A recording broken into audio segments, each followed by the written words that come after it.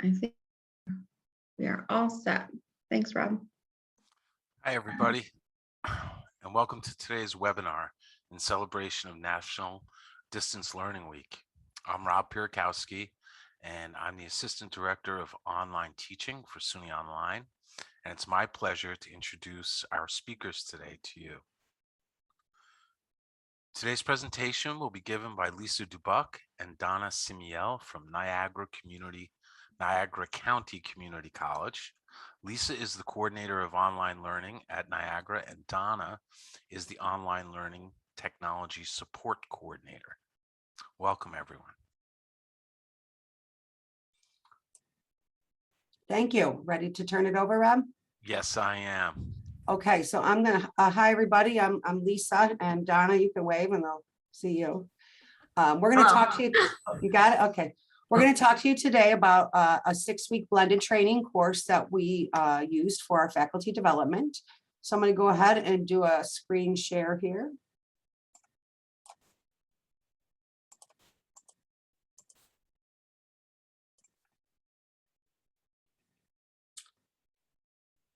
I'm having trouble getting my Zoom bar to come up right now.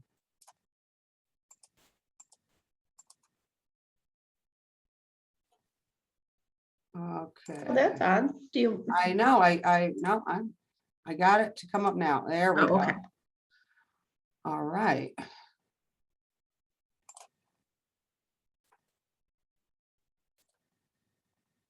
So if all went well, you should be able to see our presentation. Is that correct? Yes, we can see it. Excellent.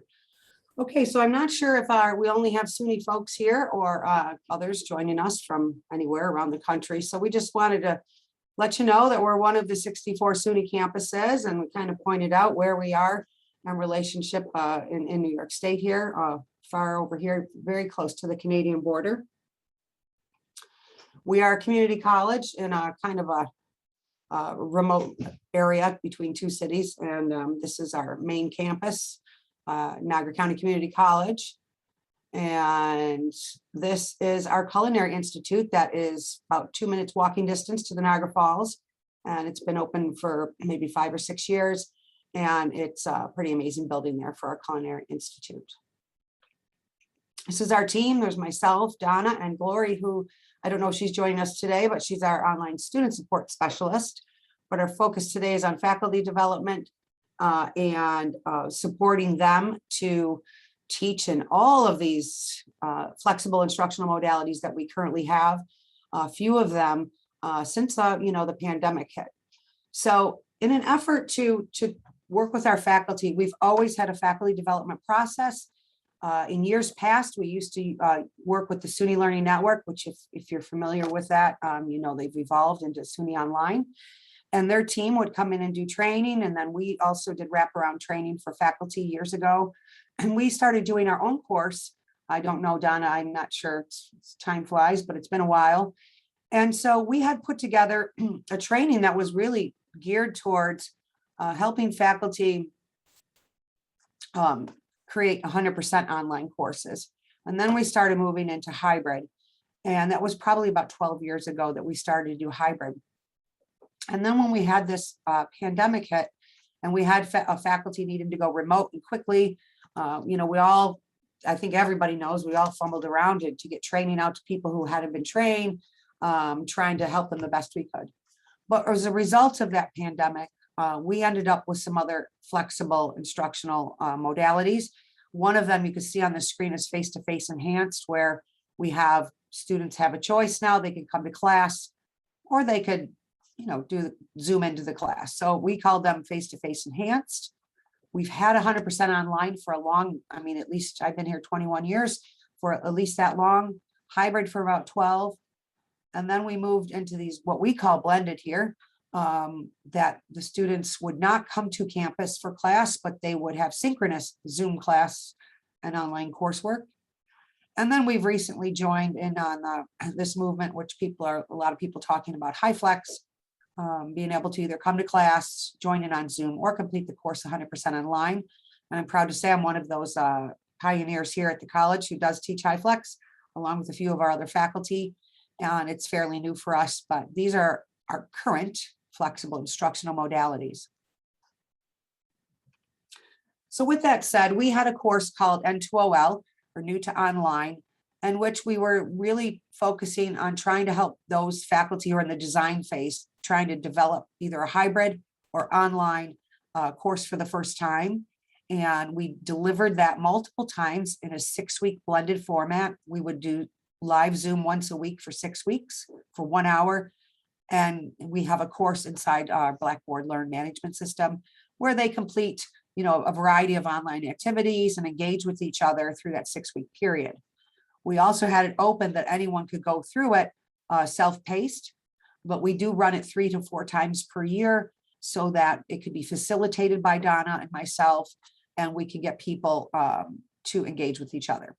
We had excellent feedback on that particular course, but it was really focused for those that were in the design phase, if you will, if you're looking at this colored chart I have.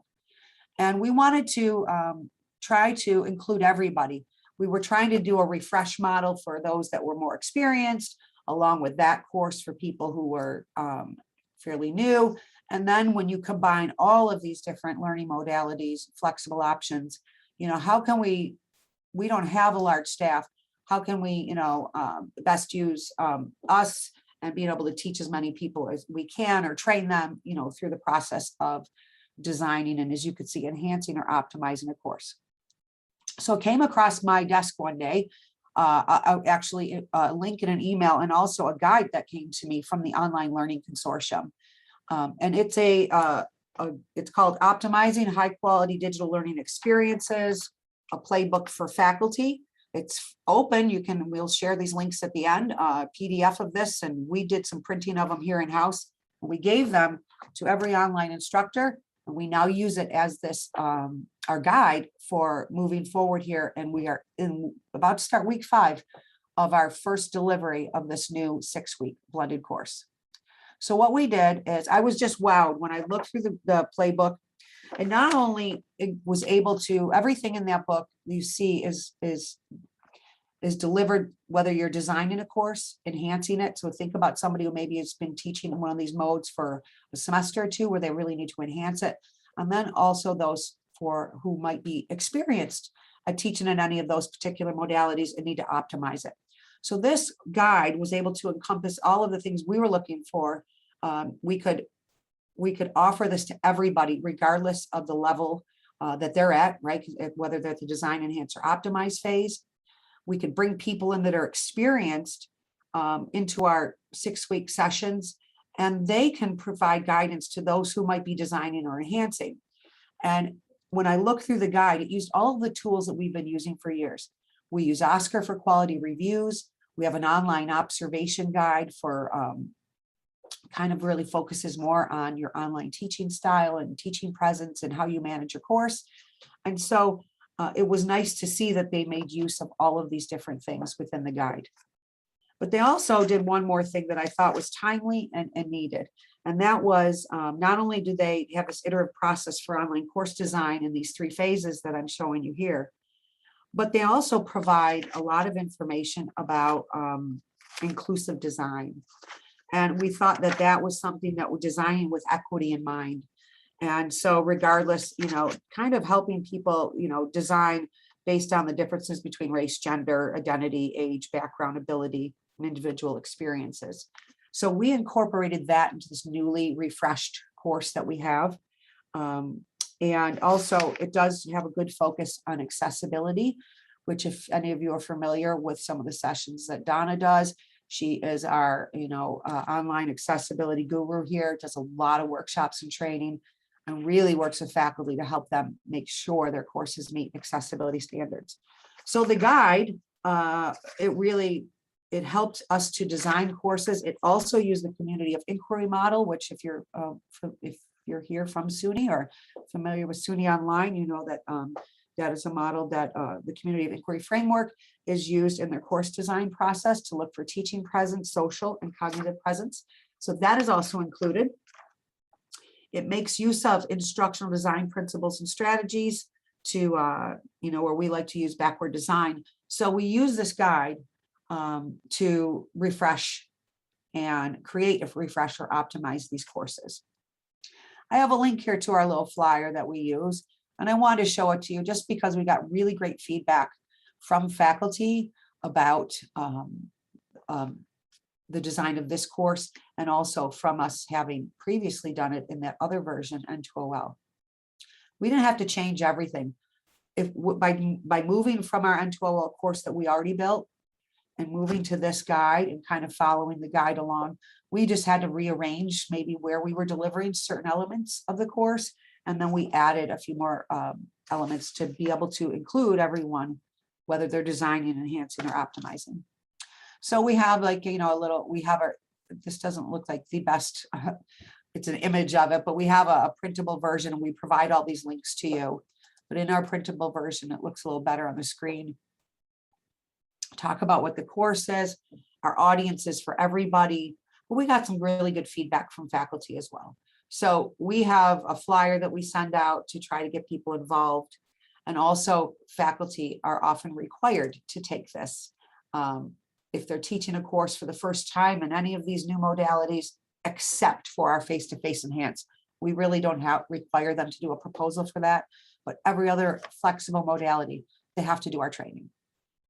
And that comes down from our vice president of academic affairs who vets the courses that get approved. So again, this is what the guide looks like.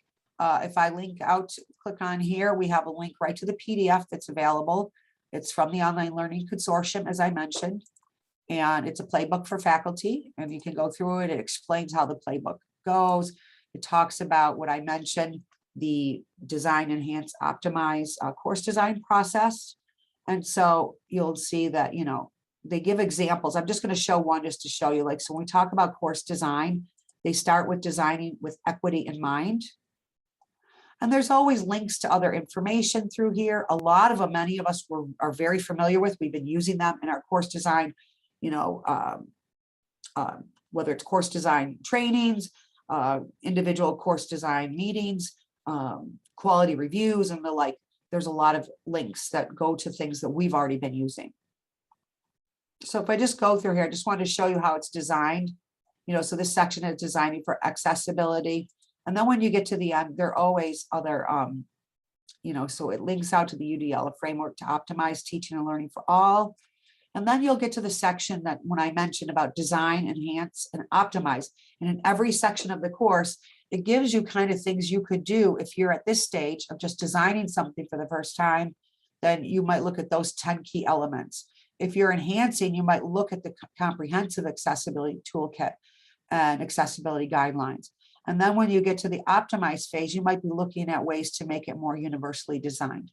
So every lesson or every section of the course has activities that can be given to the people that are taking the training, regardless of their experience. So I won't go through this whole guide, but I just want to show you how it was set up. And it does do that for every section through the course. So when you're talking about designing to create a community of learners, it will go through a few pages of information about that, principles and strategies, backwards design. And then again, it will give you activities and links throughout each of, for design, enhancing, or optimizing. So we've made use of this. And so far it's going great. We're getting great feedback. We've got faculty taking our current blended training in all phases right now, which is great because they're sharing all kinds of experiences and tips and tricks and best practices. Donna and I get to inject our knowledge as well. So far, it's been a pretty great experience. So that's the playbook.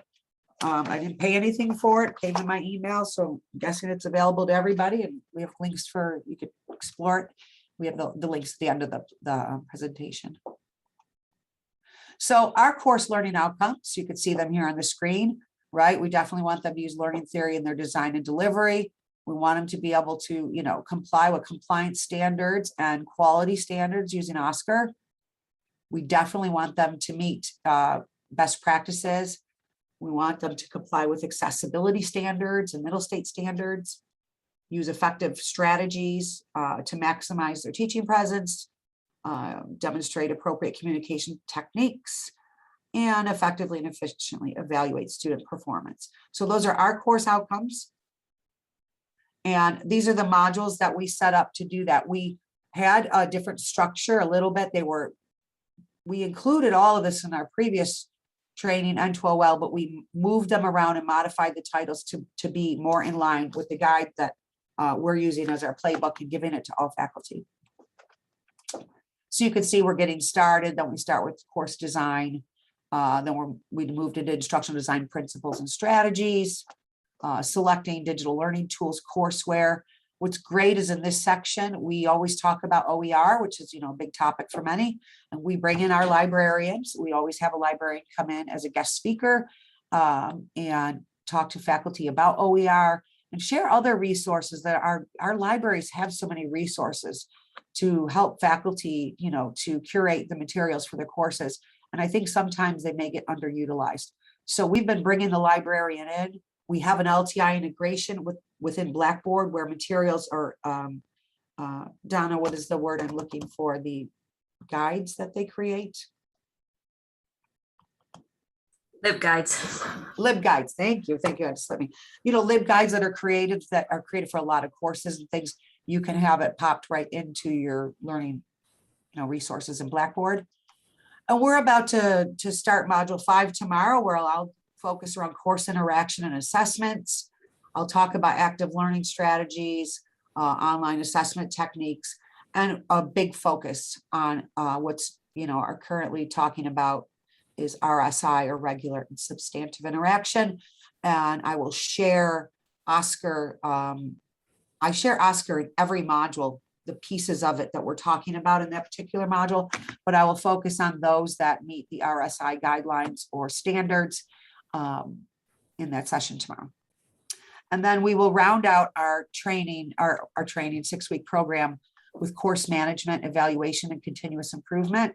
We'll talk about, course evaluation. We have an online observation guide, but the OLC came out with what's called Q-tip.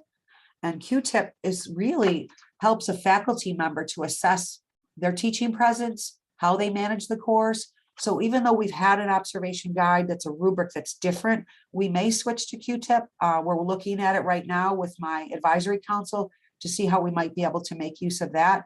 And if that's the case, then we would be using Oscar for course eval, the quality reviews, and Q-tip for course management, faculty assessment from their teaching kind of style, teaching presence, and course management of their courses.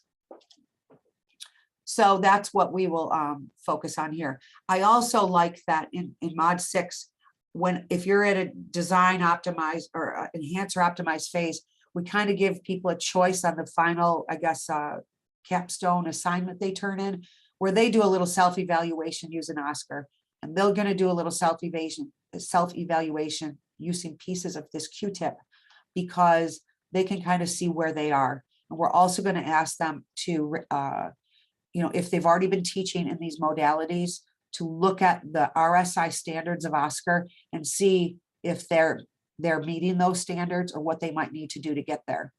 We have had a lot of faculty over the years go through Oscar reviews or quality reviews and have received our stamp of approval, if you will.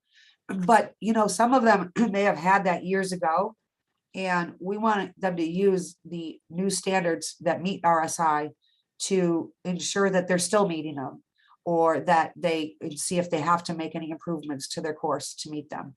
So this has now turned into our not only course for people developing, but we're working it in as our course refresh as well. So just a sneak peek of kind of what we do through the modules.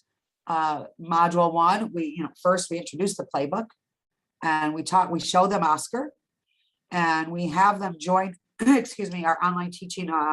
We have a social bookmarking group in Digo where I share a lot of resources. So I have them follow that. So daily or weekly, they'll get, any kind of articles or other things I want to share that would be beneficial to them. We have a faculty support center blog, so we have them follow that. And we have them start discussing any concerns they might have about teaching online or any of these other modalities. And then they provide us some key takeaways or any muddiest point they might have from some of the reading or links that we provided them. Donna, you want to take it over for a second and talk about Mod 2? I feel like I'm leaving you out. Of course, you always catch me when I'm in the middle of trying to grab something. Sorry. Mod So 2, she teaches this module, so I thought she might want to talk about it. yeah. Mod 2, we focus on the accessibility, making sure that not only that the content that the faculty provide, any documents, any pages, images, anything like that are ADA compliant. We also talk about trying to find materials through publisher, the different publishing companies and stuff, to make sure that what they're supplying for them to use in their courses are also ADA compliant. And we've had to work with, we've had a very uptick on students that were sight impaired in our courses. So we've had to do a lot of updates this semester, and some of the things that we're learning that are, not necessarily would normally be an ADA issues, but might be with the technology that the student is currently using. So we're learning as we go along and trying to implement it into this module in the course as well. So the more we can make ADA compliant ahead of time, the better. And that's what we're trying to focus on in this module. We also have them do that. We have them create an accessible course syllabus as one of the assignments, and then Donna checks it with the checker. And so we also give them templates. When I finish the slides, I'm going to do a quick little demo just showing you what our course looks like, because we have courses for observation. We have templates that they can download and use. We also provide like a good template for the syllabus or course schedule that, as long as they tweak it just a bit, it will meet accessibility standards. Thank you, Donna. Okay. So Mod 3, we talk about course design and instructional design principles and strategies. We definitely, talk about the community of inquiry. We talk about making sure they understand what backwards design is. And we discuss those design principles and strategies in this particular module. We have them look at some of our own courses for observation. We have courses for observation that are hybrid online. I think we've got a few blended, but we don't have any HyFlex yet, since me and 2 other professors are teaching HyFlex for the very first time this semester. So hopefully we'll have some that we could provide others in the future. I mentioned kind of a little bit about Mod 4, what we do. We, make sure that we briefly introduce this RSI. We go into more detail of how we can meet that in Mod 5. We talk about creating course content to meet the standards.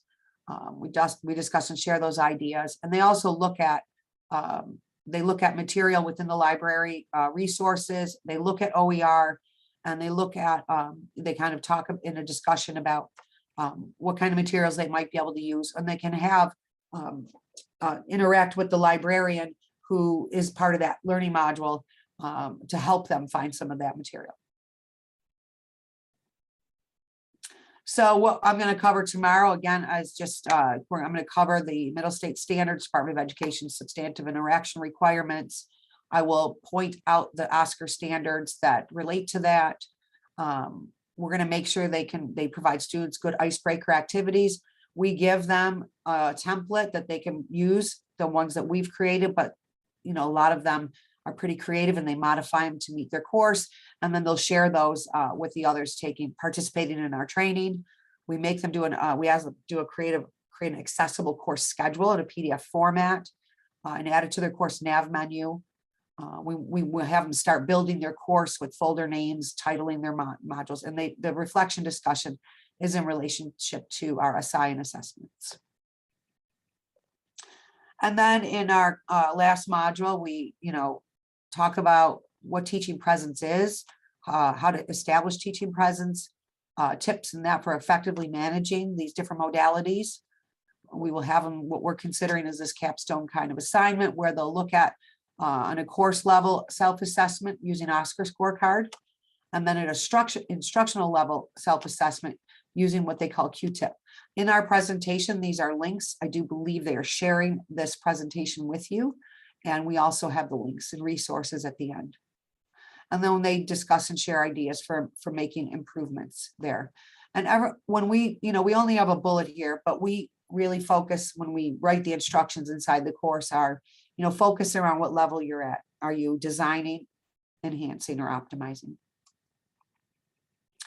So this is just where our Faculty Support Center blog is, and we've got a lot, have faculty follow it. We've got a lot of information. Everything that we use within our course is linked out from here. This is where we post everything. We do have these courses for observation, pretty good group that we've been trying to build upon so that our faculty can go look at something and see. They always find something they liked. It always strikes them to, oh, I had this idea and I can, I like what Rich had in one of his courses, and I think I might be able to use that. So that's been working out well. But we do also have these templates, blended online and hybrid, so that a faculty could pop it into their course. It's a zip file, and then they at least get started to build something if they're training. And then this is just some other faculty feedback that we've received from our design of these courses. Again, N2OL had a lot of similar information, but we really were able to include everybody at regardless of the phase by updating and modifying what we're doing to meet more of this playbook for faculty. And so you can see some of the feedback we get. We always try to put this on the flyer when we're ready to get it sent out to others to try to get them to participate in our sessions. And we are going to do a workshop for our faculty in hopes to, we have what's called PD days every January, professional development days, and there's 3 days dedicated for PD. And so we always do an online learning day, and we're going to focus that day this year on helping experienced faculty enhance and optimize. So we're going to have them, we're going to definitely talk to them about designing with equity in mind, regular and substantive interaction. We have some faculty who are signed up to going to do a roundtable of best practices and tips. And then in our afternoon session this year, we are going to focus around see if the faculty's courses meet the standards for culturally responsiveness and that Q-tip, for best practices and teaching presence and course management and those kind of things. So we're looking forward to delivering this and hoping. We usually get a pretty good crowd for PD days. So we're going to make use of this guide, but instead of, it will be focused around those that have been teaching for a while. And this can kind of serve as a course refresh as well. We haven't delivered this yet, but we're looking forward to doing it this January. Excuse me. So here's the links at the end of our presentation include that playbook, our flyer, the SUNY Online Quality Scorecard, a link to that Q-tip scorecard that's from the Online Learning Consortium. They also have another scorecard. We're gonna try to figure out for the training how much of each scorecard we can have them self-assess. Those are what we're trying to focus on.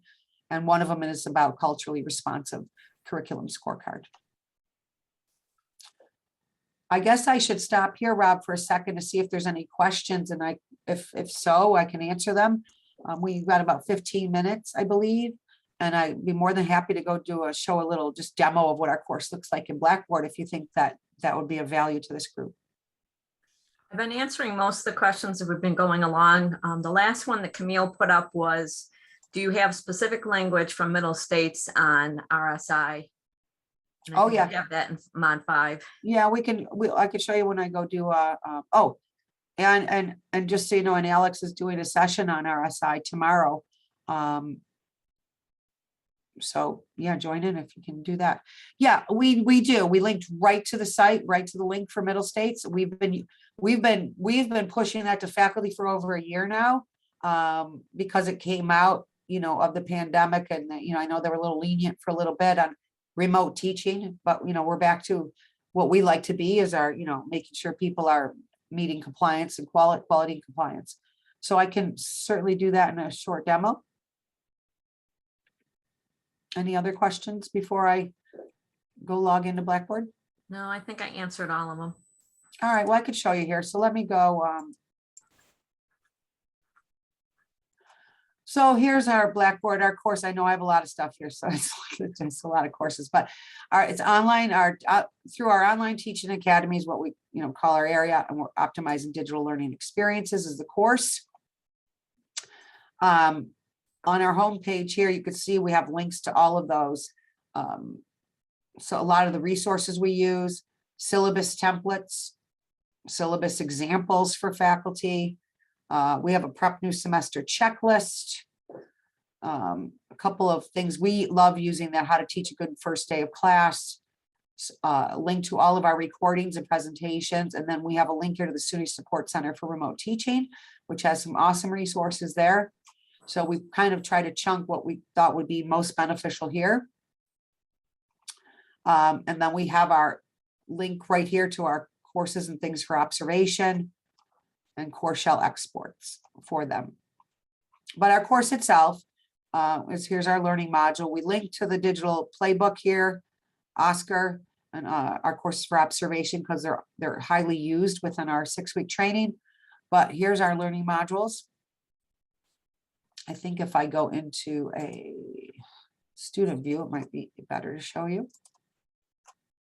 And we keep trying to model best practices too. Not only do we have them, this is what our templates look like. We want them to have a picture of the faculty member. We want them to have contact information, and we want it to be easily found in multiple places. So we kind of give them a little template to do that, and they just have to change their photo. But our course schedule is in a PDF format, and we are trying to model what we want them to do for their students. We give them templates to do that. You could see we have an icebreaker section to make sure that they understand the importance of the icebreaker section of a course. And I have them sign up for remind text messages. I use them in all my classes I teach, regardless of the mode, and it works very well. And so I text them reminders so they understand how often and frequently I would use them, what kinds of ways I would text my students. I do that for the participants in this course. So we're really trying to model all the best practices we know of. We'll do a pre-course assessment, some introductions. The module that you were talking about, you could see, our module structure. We always share our recording and slide decks. So if anyone comes in at a self-paced, they can go through them. Or there's others that can't do the hour per week, and they watch the recording but still participate with us in the online activities. We have to try to pick the best date and time that can meet the most, and we just can't find a time that would meet everybody. So like this semester, we're doing Tuesdays from 2:30 to 3:30. Last spring, we did Wednesdays, I think, from 3 to 4. We tried to change it up. But I do believe we have the Middle States. Donna, do you remember what mod it was in? I think it's mod 5. Maybe here, yeah. So we have a link here that goes right to the Middle States FAQs on substantive interaction. This is right from their site. And then there's the federal regulations. So if anyone thinks we're not giving them the info, they can go this one. This links to the Oscar portion of regular and substantive interaction. And goes right there. And this one, I believe, links to the yes. Oh, we have double links. So we're gonna have to need to fix that, Donna, before tomorrow. Okay. But yeah, so this is just came from Middle States. If you look it up, you can pop a link in. We share that with faculty too. And before SUNY did this awesome, add-on about RSI, we just linked and talked to them about Middle States FAQs in our previous training, and talked about how they would meet those standards. So having this, especially the gauge, I love it. I share it, with faculty, this gauge here, and all the different information that they have to provide on RSI is great. So we definitely lean towards this now. But, if you look at, how Oscar supports RSI here, and I know that Alex is going to do a session on this, and they have been, but you could see which standards directly relate to RSI and others that could kind of leverage that as well. So if you've not learned about regular and substantive interaction, I'd highly recommend joining Alex on her session tomorrow at noon. And I guess I'll just show you here a little bit, but this is, we already went through them in the slides, but these are our modules. Any particular, we like to, use the same design from module to module. And you can see here, we had a recording a slide deck, and this was notes from Andy Eager. That was a librarian that joined us last week. He was our guest speaker, so he had some notes. So we'll always share those so that others can come in and either go back to them. If they can't join us live, they can watch them and still participate in our facilitated 6-week training, or they can do the self-paced where Donna and I do it, grade their assignments. If they post anything, we subscribe to each discussion forum so we see it, so that they're not forgotten about. They're just kind of having to go through it more one-on-one if they don't join the cohorts that we offer. So mod 4, you can see we always have the outcomes, a to-do list. When I talk about course design, I always start with this article. What students want is a simple navigable LMS course design. It's an article I use all the time. And then, we talk about, so you can see how our discussions are set up. We have some assignments, doing an icebreaker, starting to structure their modules. So this is the activities for that is what they had to work on last week. And then, of course, today I sent them a remind text to remind them that they should be finishing up this module, and we begin module 5 tomorrow. So I just kind of keep trying to communicate with them just like I would my own students in a class by using the announcements, which goes to their email, and also using the text. And I allow them to text me back. You could set up remind to do either or, but students text me all the time, and I can quickly give them links or information that they need, and that works great for me. Donna, I think I covered everything that we wanted to for our session today. Do you think there's anything missing? No, Camille had mentioned something about do all of our faculty come in knowing the LMS? And if Lisa scrolls up, there's a section in there that I told the group that we have the Blackboard basics in there. And since we've customized our Blackboard platform so much, we actually have a video in there showing them how to navigate our particular platform. And then that was a great question, Camille. Donna does a lot of other sessions on, how to use Blackboard Learn, getting started, all those things. So for this course, we want to focus on good quality design and compliance and those kind of things, effective teaching presence and practices. And so we do not spend our time on how to create an assignment. If they struggle or need help while we give them an activity, Donna, provide them some help. But we have these videos. She does a ton of sessions live that are recorded. And so it's a prereq. So when they do a course proposal form through their departments and divisions to teach a blended hybrid online or HyFlex course, that is a prerequisite to do that. So they can get training on it. We offer it all the time. We've got lots of ways they can get trained on using the tool, and soon it will be, Brightspace. But either way, that will be a prerequisite to what we're trying to do and focus on during our 6-week training. That was a good question. Any others there? Diane asked, can you post the link that is in the course from Middle States? We can grab that. Okay, sure. As a matter of fact, I can add it to the end of our slides, because you're going to share the slides, correct? They're already shared. Well then, they're already shared. Okay. Yeah. Right. We are going to put the slides along with the recording, Lisa. So if Donna pops it in the chat, I can add it right to your slide. Got you. Perfect. Thank you.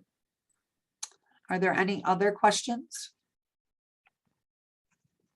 Comments? Feedback? Great job. Thank you, Rob. How's Thank you, that? Rob. I needed to hear something from somebody. All Good right, feedback so- in the chat as well. I know you can't be following yeah. that at the same time, but people are I know. appreciative of it and really love this resource. So Excellent. Well, I came across my desk one day in an email and I thought, wow, we're kind of doing all this, but it really organized it. It gave faculty something tangible that they can hold on to and read and look, or go to the PDF file, which has all the links. And they really like having that. So it's nicely organized. We just had to, like I said, reorganize how we delivered it, in which modules and the titles, but we're still covering all of the same content. And it definitely makes use of the scorecards that we've been using through SUNY for a long time. Like I said, there's a couple of new ones that we're going to try to inject into our training, that Q-tip, if you will. And then there was the one more. So far we've had a good experience with it. And I just felt like it was very timely, nicely organized. And so I went for it. And of course, when I get bright ideas, Donna doesn't always smile, but I said, I'd love to use this, and let's redo this whole 6-week training that we just did last year. But she's a good sport, and it's going very well. All right. Donna, did you get to provide that link to them? Yeah, I gave them the link to what we have in the course for RSI from Middle States. And I also just posted a direct link to the slide deck. Excellent. Well, thank you everyone for joining us. I'm going to turn it back over to Rob or Aaron to close it out. Thanks, everybody. Just a reminder that we're going to have presentations all week. As was noted, Alex is up tomorrow, and she's going to be talking about OSCAR and RSI, regular and substantive interaction. And thank you for coming today. Thank you. Thank you for having us.